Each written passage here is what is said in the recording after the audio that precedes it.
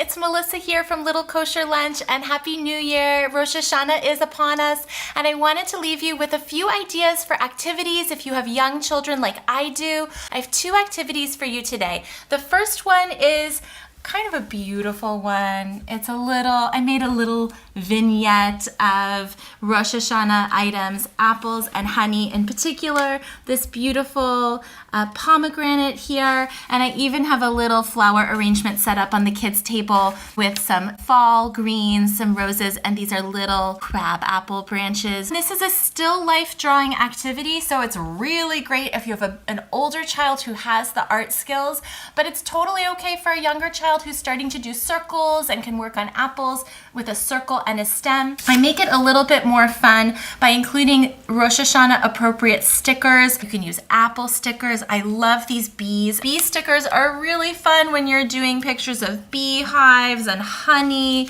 My girls really love these little delicate bees. So for any type of child at any skill level, you can do this activity with them and they can describe for you what they see and use the words for the different symbols of pomegranates, apples, and honey.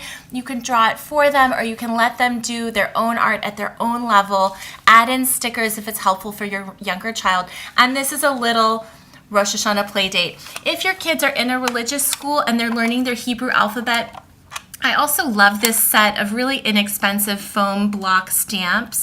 It comes with an ink pad that will quickly run out of ink, so get extra ink. But your kids can start writing Rosh Hashanah, writing their names in Hebrew. This is a great little Judaica craft item to have in your household if that's something that your family does. Next, I'm going to show you one other very inexpensive Rosh Hashanah activity, and I'll see you over there in the family room. Here we are in the family room, and this is a second activity that I've done for Rosh Hashanah Playdate. It's also great to do in advance of the holiday to get your kids in the mood and knowing their symbols for the holiday. This is a felt board. It's just an easel that we already owned with the little clippies that come with it. And I bought a half yard or so of black felt at the craft store and several sheets of felt to do my shapes. If you don't have an easel, they also sell sometimes these placemat sized sheets. I think they carry these at Michael's. And these are a really nice thing to have on an airplane or at a table if you sit at a table to do the activity. And I keep in this room a basket of all of my different felt board stories. Hanukkah felt with a Hanukkah and candles and latkes. This one is super fun. I've also made non-Jewish ones like the wheels on the bus. I have a sandwich set that's really fun. I've made a little Shabbat set recently that my girls love. So it goes on and on. For Rosh Hashanah, I had a little baggie filled with my Rosh Hashanah shapes. You can buy these for maybe 20 cents a sheet of the different colored felts at the craft store, and a little goes a long way. I've done little honey pots with dvash written in Hebrew. It even has spilled honey that my girls think is super funny, and they use that spilled honey for dipping their apples. These fancier apples are just 2 half circles of felt, one glued onto the other, and I made apple seeds with a Sharpie. This was a little bit advanced. Normally I just do a single sheet of felt, but it's fun. They take out the apple slice and they like to dip it.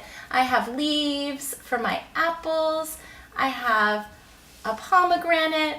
I have for Rosh Hashanah the round challah, which has raisins. My kids got to do this with the Sharpie.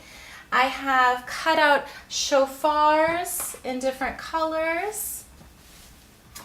And I think that's all we ended up with for this set. So very simple, as much as you have time to do. I do recommend if you're having friends over, I use what I have and I make a double set if possible. It's really a nice thing if a friend comes over to play and they enjoy this, you can send it home with a friend for pennies basically, and just a little bit of your time.